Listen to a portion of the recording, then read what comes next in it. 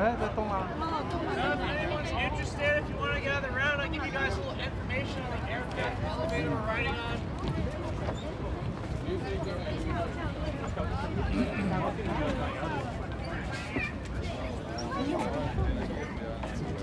Alright, so welcome everybody.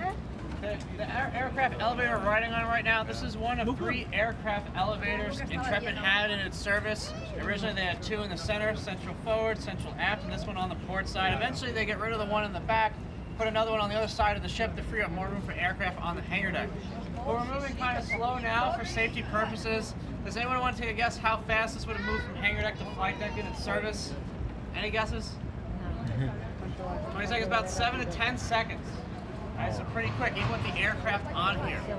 Japanese ships in World War II, their aircraft elevators moved down about 20 seconds, so every little bit counts when you get your aircraft up to the flight deck quicker and getting them launched for combat. Now the technology for this actually came from civilian means, so someplace close by, from Radio City Music Hall. So there's actually government personnel posted there in World War II to ensure no one stole the technology. If you were caught, that'd be treason or espionage. So hanging out with the Rockettes in the middle of World War II, not a bad place to be. So the way this would have worked, the garage doors you see coming into view, they're going to roll up. Those I-beams move to the sides. We got an aircraft, maybe 2 on here at a time. These will also use for leisure purposes. A central forward elevator or a Lutnick theater today, since it's enclosed, we've been used for things like volleyball, basketball, boxing, a game called Jungle Ball, which is basically basketball without any rules in it, and pie eating contests, all sorts of things like that. This one, being close to the water, this is basically a giant diving platform for the crew. Sometimes sunbathing. Often would have Navy guys on each side with their guns pointed out the water because they're actually swimming in shark-infested waters.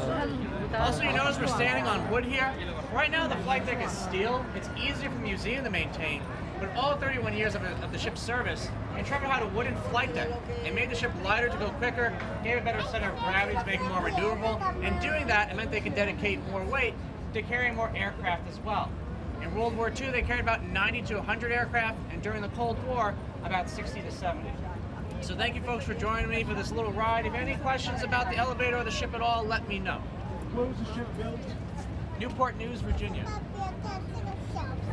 So enjoy this last little bit we have together. Thanks for coming. Thank you, Brandon.